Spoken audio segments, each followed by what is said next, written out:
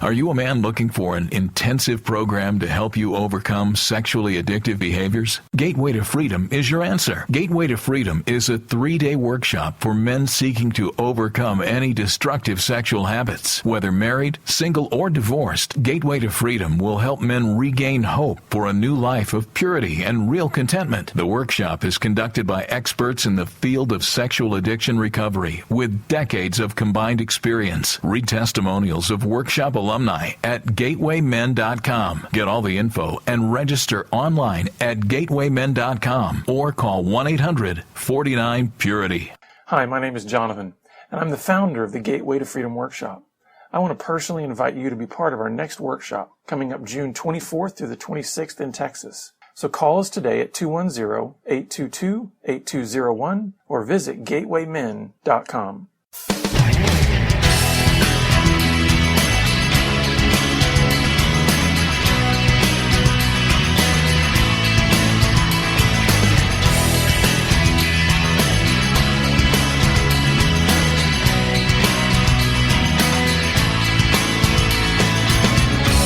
Welcome to Pure Sex Radio, training men, educating women. Are you ready to get real and start living each day in purity? This dynamic program is designed to educate, encourage, and equip listeners with the tools necessary for living a life of sexual purity. Pure Sex Radio brings you the best in mobile talk radio. Listen to real-life struggles, learn how to overcome lust, pornography, and sex addiction, and get serious about purity. Your hosts for Pure Sex Radio are Jonathan Doherty and Stephen Cervantes. Jonathan is the director of Be Broken Ministries and founder of the Gateway to Freedom Workshop for Men. Stephen is the founder of the Hope Counseling Center. Visit us online at puresexradio.com. And now, please welcome Jonathan and Stephen on Pure Sex Radio. Good day, radio listeners. Welcome to this week's edition of the Pure Sex Radio broadcast. We're glad to have you here with us. My name is Jonathan. I'm here with Stephen. Stephen, how are you today? Today, I am thrilled. That's good. I am thrilled to be here today. Yeah, I do need to let the listeners know Steve came in with an extra little pep in his step and a lot of enthusiasm. I think we've come off of a couple of weekends in a row of being able to be with men at our Gateway to Freedom workshop and the alumni retreat, and it's just been... I think that gets us jazzed because we get to see growth in men. We get to see things happen. And, you know, if you've listened to our program for any period of time, you've realized that when we talk about the Gateway to Freedom workshop, you know, we talk about how God shows up and how things happen. And you know, sometimes we don't ever want it to come across this way, but I know how sometimes that can come across almost just like a marketing pitch or almost like a sales pitch, like, hey, come to the Gateway to Freedom workshop. But what I'm excited about this week on the program, Stephen, is I hope we're going to be able to give our listeners maybe sort of an inside peek into, you know, one man's life, and just that will illustrate maybe just how powerful these weekends can be and how growth can happen. And it's not just about the weekend, but kind of what it propels a man into in terms of growth and change. And so why don't you... Yeah, I'll tell you a few thoughts I have about the Gateway weekend. You know, we get away and we create a safe place for men. And it's funny because they think we're going to talk about sex all weekend and how bad they are sexually and what's wrong sexually with them and how they're sort of perverted and stop it. But we sort of explore who the man is and what is the deeper need he's trying to meet. And so at the end of it, we do a lot of emotional work and some healing work and growth work. And it's almost like being in a sacred place. Because I tell these guys, where else are you going to find a group of guys that are going to be honest about their sexuality and let God teach them things? And that's one of the things that I think has been over the years so eye-opening to me personally, and it shouldn't be because it was part of my own experience in recovery, is that once a man is able to get into an environment where he is safe enough to share the deep pain and the struggle and the secrets, I'm telling you, men want to tell their story. Men want to open up. It's just there's so few environments in which a man feels safe enough to do that. And the other thing is men want to talk. Men don't talk. They don't share feelings. Yeah, that's a myth. And you come to one of these meetings and every guy starts opening up. We got stories and baggage and struggles. And at the end of them, there's a lightness, and we got a letter back. Mm-hmm. Right? Tell us. We got a letter back from one of the men that wanted to share something. Yeah, and I think that's just it's great to always get when we do get feedback, because sadly in this ministry we don't always get that much feedback, and I think the reason is because we're meeting people in a stage of crisis in their lives. We're doing what we can to kind of get them back onto firm ground and get some traction and moving forward. And Stephen, I have to admit there are many times in this ministry, and I don't want this to come across as sounding like a pity party or anything like that, but there are some times in my ministry where I can feel a little bit like Jesus did when he healed the 10 lepers, and then only one of them came back to actually say, thank you. Oh, that makes sense. And it's the nature of what we're doing. I mean, I think, and part of what we talk about in the workshop is how prone to being self-centered we really are.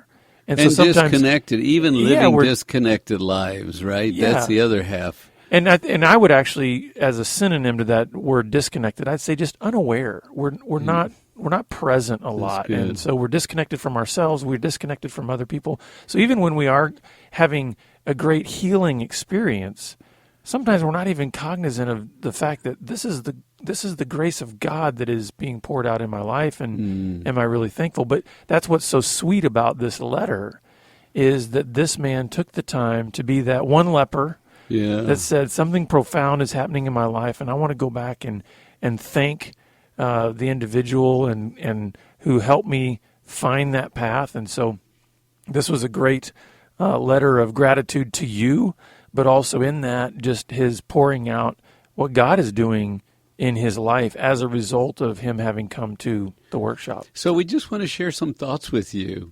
And I'll make a comment and you give me a response here, because this gentleman said, my spiritual walk with God is so much deeper than it's ever been before. And it's just a direct result of the Gateway Weekend and what happened there. Mm-hmm. And I'll tell you why I think that happens. I don't want to put words in this particular man's mouth, but I do think this is representative of what we hear a lot from guys in the workshop. And what it is a lot of guys come in with the mindset that, listen, we're just going to talk about my particular behavioral struggle. And so, listen, if I'm looking at porn, if I'm having affairs, if I've got same-sex whatever, we're just going to talk about that, and you're going to kind of fix me.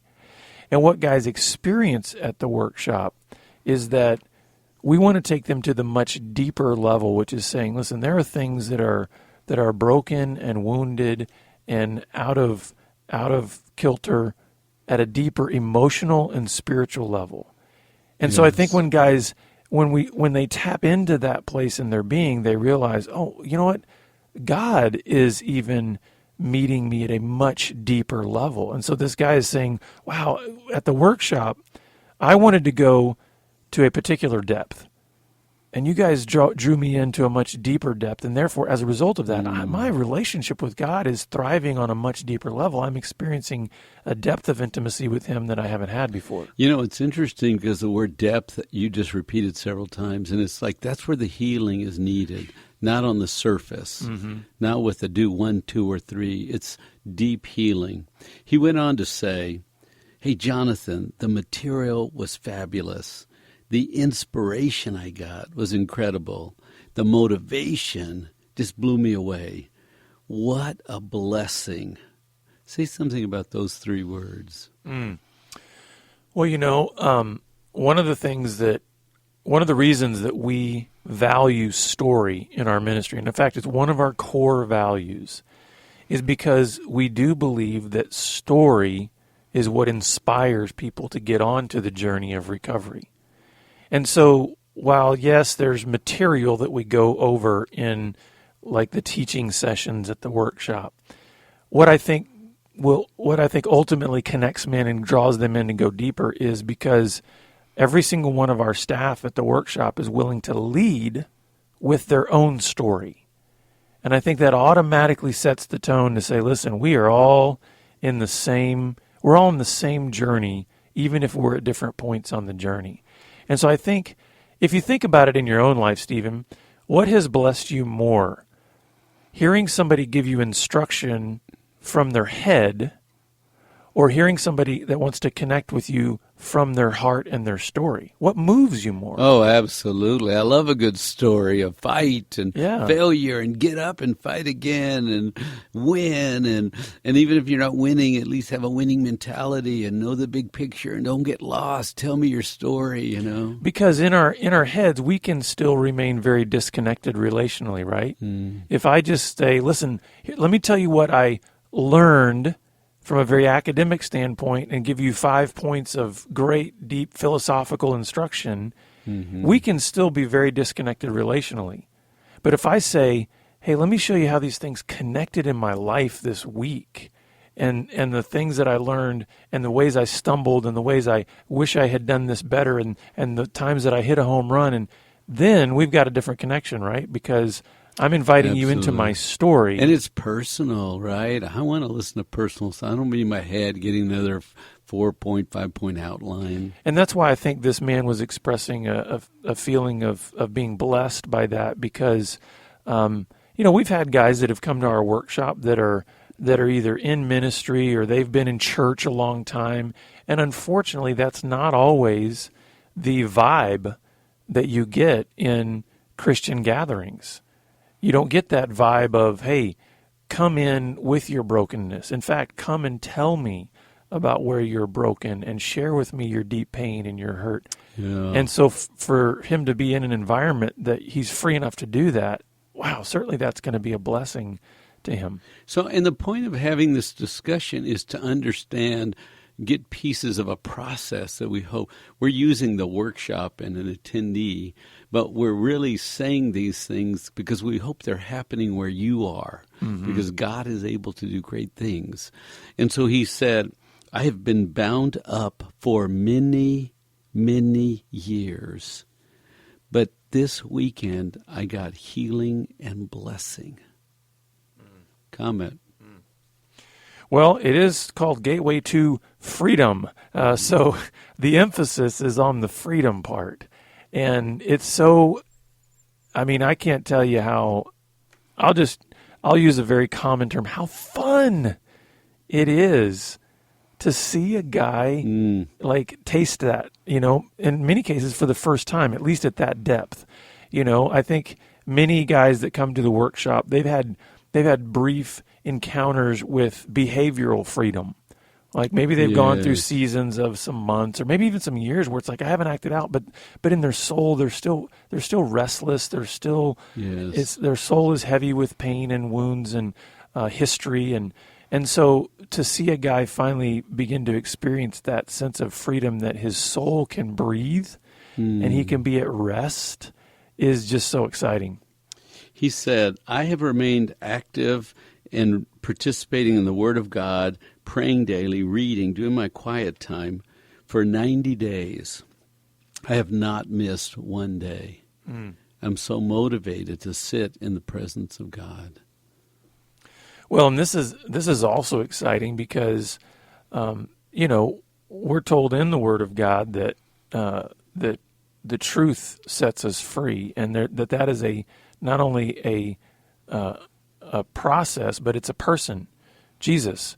And so this guy is saying, listen, I've gone deeper into the Word, the living Word, Jesus, and I've not missed a day in the sense that I'm recognizing there is a relationship that I have with the lover of my soul, and it is a daily encounter. And he's pursuing that with more, I would say, passion and emotion, which is where many men misunderstand what the journey is about.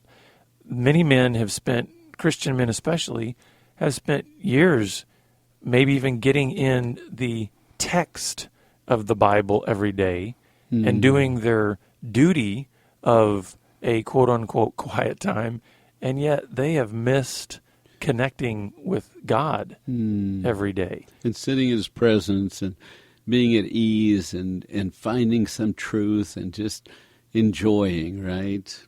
He said, I want you both to know I went home a different man. The man that showed up on Friday was different than the man that left on Sunday. Isn't that amazing for one guy to say, I came Friday in one reality and I left with my head being somewhere else on Sunday. And you know what I really want to highlight about that is nothing in his circumstance back home changed in those 3 days. And yet everything in how he was going to reconnect to those circumstances changed. And that's what I want the listeners to hear, because so many times we think, listen, until my circumstances change, my life will not fundamentally change. And what I want you to hear from this man is he's saying, in these 3 days, something in me changed dramatically. So that even though nothing around him changed at all, he was going back to, his same situations back at home. Yes. But true. he changed. So therefore, in some ways, you could say everything changed, because how he was going to now interact with all those unchanged circumstances was totally different, because he was filtering it through a new grid of a change that occurred in him. Now, that's exciting and scary. It's very scary, yeah. Because everybody back home is thinking the same thing, acting the same way. If you're not careful, you get put in a box and go back to your old way, and they do and you do. But it has the potential to come home and baffle everybody. What happened to you? Because you used to get mad, you're not so mad. You used to be quiet, now you're talking.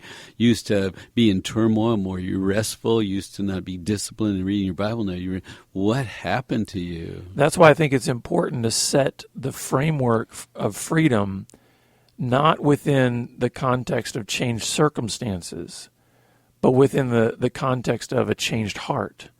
So you can be free. I think of it this way. Even if you were incarcerated for the behaviors that you engaged in your addictive behavior, even while sitting in a prison cell, you can be absolutely free. And so freedom from God's perspective is not contained or forced into your circumstance. Freedom from God's perspective is very much about what this man experienced, which is in those days he understood something that needed to break free within him. He understood some things that he needed to break out of in his own thinking, in his own experience. And so, therefore, he was able to be a different man even in his same old circumstances.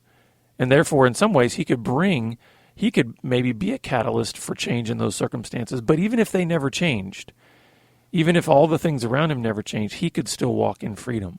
That's good. So we're not using a name or details or titles or location. We're reading this letter in a very general sort of way to not have all the specifics, because we want it to apply across the board.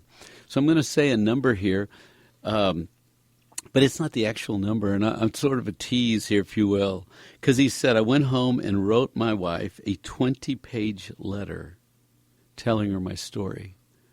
Now, because I'm changing it a bit, he actually wrote more than 20 pages. He just wrote his heart out, man. And he went home and said, I have stuff inside me. I have to get out, and I have to tell the truth. And I have to write it down and ask you to read it. I think this is a wonderful exercise, and I would strongly encourage any of our listeners who maybe have not done this, who've not sat down to seek to capture what your story is. I think it's a great exercise because it slows us down. It causes us to reflect. In some ways, and Stephen, you can correct me if I'm wrong here, but I think in some ways it invites us into the grief process, because we're able to maybe see things that we've just glossed over in our histories. Not only grieve what we have done in terms of how we've hurt other people, but also to grieve what's been done to us, to grieve maybe some lost pieces of our childhood, to be able to grieve the things that were introduced to us before we were able to know how to respond to them. And so I think it's a beautiful thing, and I also think it's courageous that he would invite his wife to see what he wrote. That is a courageous thing. And I mean, that's, it's one thing to do this exercise and say, it's for me. I want to privately go through this on the side and not tell leave it in the dark where everything else is. It's another thing for him to say, I've laid myself out on these 20 plus pages, and I want you to see it. You must be a good woman that I can trust and has proven her love. It's like, I don't want to be a trapped boy anymore. And I'm going to come to you, my friend, who I know is a great lover, who has her father's heart. And if I tell you, almost in confession, in bringing light to the dark place, and this is kind of risky, guys. We're not saying everybody should always do this, right? But to know myself and to grieve the sadness, like Jonathan was saying, grieve the sadness of the story so I can fully own this story. And it doesn't have to own me by being a secret thing laying back there tormenting me. He said, then I went home and I secured all my devices. I put covenant eyes on all my devices. And so what does that mean, Jonathan, if somebody doesn't know what covenant eyes? Well, Covenant Eyes is it's a organization that has software that provides accountability for all kinds of devices that can access the internet. So whether it's your computer, your laptop, your mobile device, your iPads, whatever. And this allows you can assign accountability partners. And so anything that you do on any of those devices that is connected to the internet, another person is able to see what you're doing. And so it just invites accountability into your life to say, I want to not have a private life on the internet.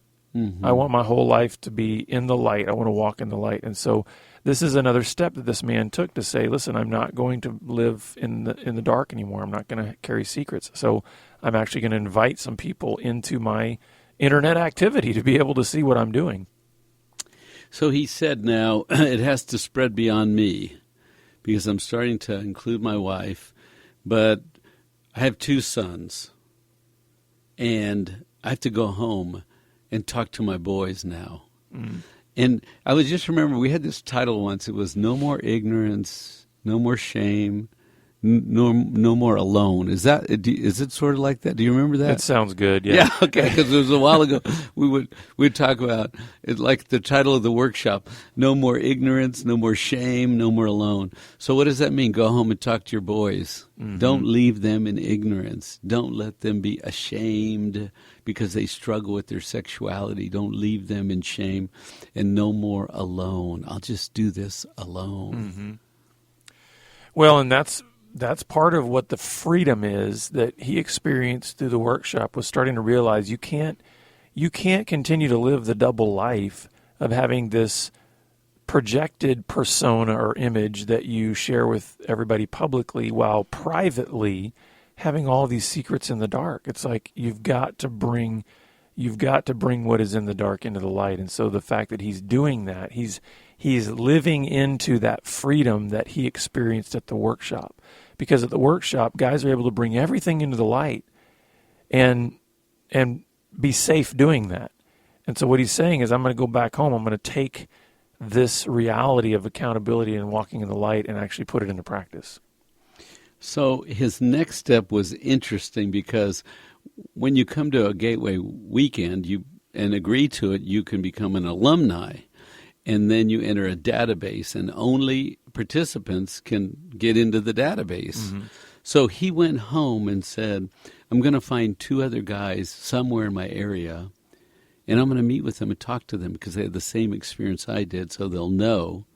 And then I'm going to not only risk by making contact with somebody, I'm going to invite them to meet with me weekly, have a breakfast, and just keep working on our growth. And that's what he said. He went home, he took a risk, he did that, and some of the guys that had been there before were also looking for someone. It was like a God thing, mm-hmm. and they are helping each other. And that, again, is part of that freedom. It occurs in community. One of the things that we try to make sure guys know at the workshop is that there's no such thing as a man of integrity who lives on an island, secluded from relationships, secluded from other men on this journey. In fact, I would go so far as to say that the actual practical cleansing of our sin that God talks about in 1 John 1 doesn't happen alone. When it says, if we confess our sins, he's faithful and just to forgive us and cleanse us from all unrighteousness. If you look before that, it says, if we walk in the light as he is in the light, we have fellowship with one another, and the blood of his son Jesus cleanses us from all sin. The idea here is, I think the practical outworking of that cleansing from our sin does not occur alone in our closet. It occurs when we step into the risky environment of connecting with another man and saying, here's where I'm struggling. And that's what he's done. He's connected with these other guys, and they're saying, hey, I want to do that too, and let's continue to walk in the light together. That's good. We have a couple of other comments that I wanted to throw in. Well, I wanted you to talk about the 1,000 days, if you could. Yeah. Okay, good. I'll shift that way. Thank you. So you want me to do a little intro of what it is? Is that? Yeah, well, the reason I think this is important is because I think some guys need big vision. And some guys that have come out of the workshop, they've expressed that, listen, I'm feeling it. I'm feeling this passion, and give me a big vision. And so, Stephen, some years ago, you went on a mission of a big vision, and I think some guys are latching on to that. So when you come out of a weekend, my hope is that you'll do the 40 days of offering. And if you haven't done it, we have it online available, right? So you offer 40 days to God. Then our next marker is 100 days. We don't want to overwhelm everybody, right? Because if you've been messing up for the last year, it's hard to, if you could 40 days together, that's pretty incredible. But what if you offered God 100 days of sexual thought integrity, where you're not going to play with any inappropriate sexual thoughts? Well, it's been 90 days since this individual has been doing such great work. And I thought, he's got a big vision. He has a big heart. He has a good history. He loves God. He wants to. So I threw out the 1,000-day challenge. And I know a few guys have fell out of their chairs right now. Offer God 1,000 days of sexual thought integrity. And that's where you just, it's some of the Old Testament where they got together, like when David was dying, and they offered 1,000 rams and 1,000 bulls and 1,000 goats. And then Solomon, you read, he's being made king, and 1,000. Here it is again, this giant number. So what kind of vision could we have in a big sort of way to challenge ourselves like we've never been challenged before, to offer 1,000 days of sexual thought integrity? Now, remember, we're humans and we don't do perfection. So you're not going to offer 1,000 days straight. You're going to mess up on some days. But that's okay. Grace abounds. You just don't count that day. And so every day that you bring your thoughts into submission, you get to count the day. Mm-hmm. And I literally remember some day saying, if you think that thought, you can't count the whole day. Get away, thought, get away. I don't want to thank you for 5 seconds and not give my God a day offering. Yeah. And the key to that is thinking of it like running a marathon or climbing a mountain. If I've run a marathon and I've gone 10 miles and I stumble and I fall, I don't go back to the starting line to start the marathon over. What I do is I get up where I fell and I keep moving forward. So if you put together, 40 days in a row consecutively and you stumble on day 41, you don't lose the 40 days that you've given to God. He accepts that offering. That's right. He's pleased with that. You get up where you fell and you keep moving forward. And so this is a great challenge. I know it's a big challenge. If you would like to go on this journey, then you can just simply go to 1000days.bebroken.com and just download for free just kind of the 1,000-day journey and learn more about maybe how to do that. And even Stephen's got some of his journaling notes on his journey that he took. But we hope that this week has been encouraging to you, that there is hope for freedom, and that if you'd like to learn more about the Gateway to Freedom Workshop, you can go to gatewaymen.com or call us toll-free at 1-800-49-PURITY, and we look forward to having you back here next week on the Pure Sex Radio broadcast. Pure Sex Radio is paid for by Be Broken Ministries. Visit us online at puresexradio.com.